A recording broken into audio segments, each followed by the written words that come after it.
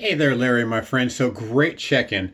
I'm going to make you two videos. I wanted to get right on this video showing you the little trick that I learned from Alberto, whom Alberto learned from Coach Chasm on hitting the lateral delt specifically. Okay, and this is the best way to demonstrate that. But before I get into that, we're just going to jump right into your check-in here and answer your questions. Okay, because it's a good check-in.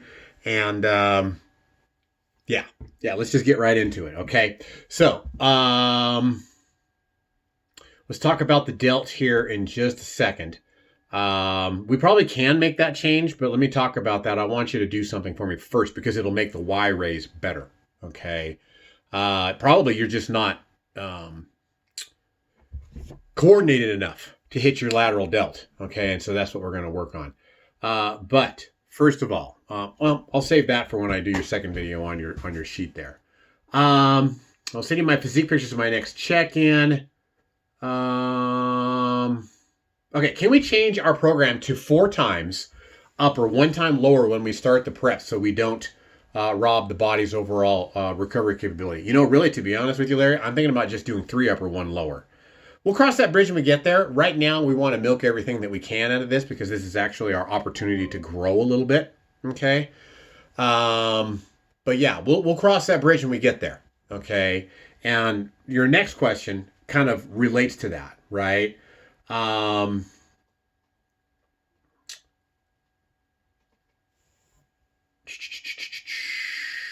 Okay. Do we deload next week? Or that's the week after? Body still feels quite fresh. So we're going to deload next week. Week 9, microcycle 9. Okay.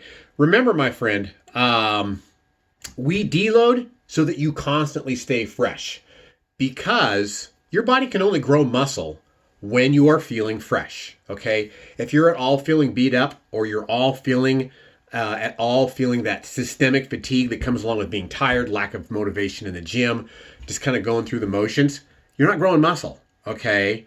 It's feeling fresh, rested, fed, that grows muscle, right? Why do you think those guys that are super fat like strongmen and sumo, you know, they're always gaining muscle. They're always growing muscle because they're fed, rested, and they manage their training such that they're always in an anabolic state. As soon as you feel, especially if you're in a deficit, Larry, especially if you're in a deficit, if you feel at all run down, your ability to grow muscle drops from here down to here, okay? And it may even kind of go the other way if we're in a deficit.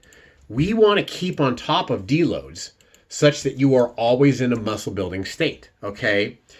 And on top of that, how many times have we run microcycles too long and then you end up with elbow pain, lat pain, this pain, that pain, right? And that's blocked your ability to grow. Now, luckily, we've had more times where we're not doing that, and we've had a long enough off season that it looks like that you have gained some muscle, right?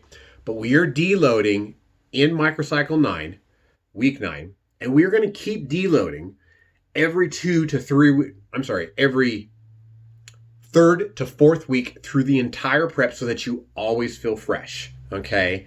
Because as soon as your body starts to feel run down, all right, especially when you are in a deficit, you're losing more muscle, okay?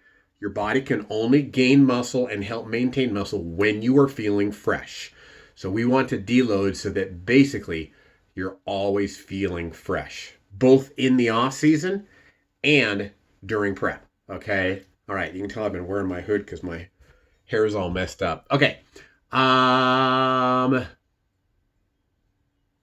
Okay, and so yeah, that is the reason why we might go 4 days a week, 3 uppers, 1 lower, okay? Because this kind of goes into prep, right? Where is food when you're prepping? Where is basically supply? It's down here. Where's demand? We can control that, right? We can set demand way up here. If supply is down here, what's going to happen, Larry? You're going to lose more muscle, okay? We want to have this happen to where there is the least amount of deficit needed to get the body that we're after, okay? And there's going to be phases where we're going to kind of do this, right? So that we're still in that deficit so that we can still lose body fat, but not this to where we lose body fat and muscle, right? And that's why we'll cross that bridge when we get there, but we may do 4 days a week, 3 lowers, 1 upper. I'm sorry, 3 uppers and 1 lower, okay? Because this right here, supply, demand, food, training, is going to result in more lost muscle, okay? This, as we get closer and closer, is less lost muscle, less lost muscle, less lost muscle, okay? Until basically it's like, okay, now there's no lost muscle, but we're not losing any fat anymore. And then the other way kind of starts to happen, right? So we may do that. We may end up doing 3 uppers, 1 lower when we get there. Let's talk about the side lateral raise, okay? I want you to do something for me. Learned this from Alberto. Pretend like you're going to throw a jab and you're going to, your body's kind of turned a little bit, right? And you're going to throw a jab. You're going to do this kind of a little flick, okay? And what I want you to do is do that about 3 or 4 times, all right? And then hold and freeze right here and then feel your lateral delt. Do you feel that? That is tension in your lateral delt. When you're doing your side lateral raise, it should feel like a bit of a jab, which basically means if I'm squared, right, I'm slightly out in front here. I'm not out here to the side.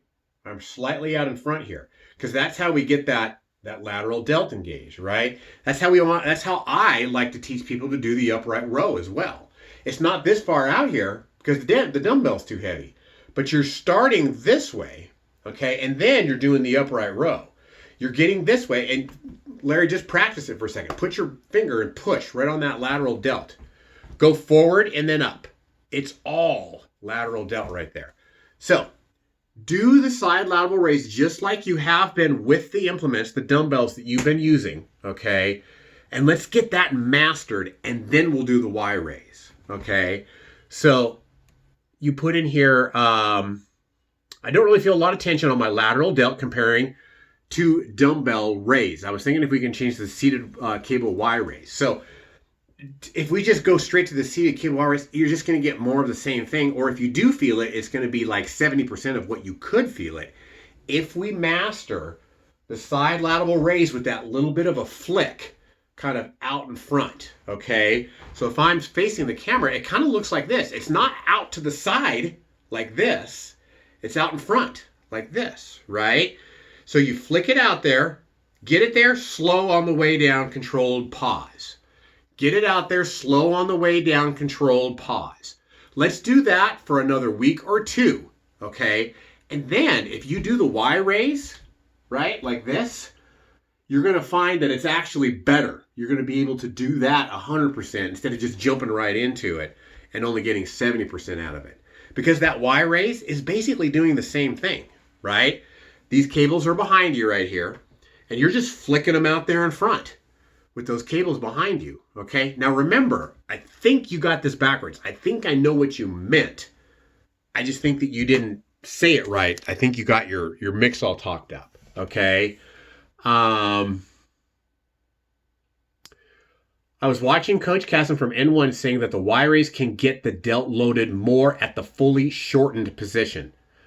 Remember, especially from what we've learned from Milo Wolf right now, the shortened position is not where the hypertrophy is. It's the lengthened position that is the hypertrophy, okay?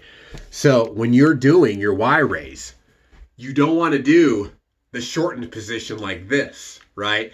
Remember, the delt is shortened up here, right? We don't want to do this. If anything, what we want to do is this, okay? So if we do any post-failure partials, it's the lengthened portion where all the money is at, right? Where all the hypertrophy is. And that's where the partials really come into play, because when you can't get here anymore, there's still hypertrophy to be gained. Going here, and then you're failing, and then here, and then you're still failing, and now you only get here, and then you only get here. Those are still all good hypertrophic repetitions because they're in the lengthened position. That is where the money is at, not in the shortened position. So when you're doing anything, not shortened, not here, okay? Overhead press, not up here, okay? This is the least hypertrophic portion. It's down here. in the lengthened portion where the hypertrophy is, right? Triceps. This is the most hypertrophic portion when that is lengthened, right? Not down here where it's shortened, okay? Lengthened, lengthened, lengthened. That is where the money is at, not the shortened position, okay? All right, my friend, next video is going to be going over the spreadsheet here a little bit, and then also props on you doing an excellent job with your body weight, okay, and the intuitive eating. Good job there.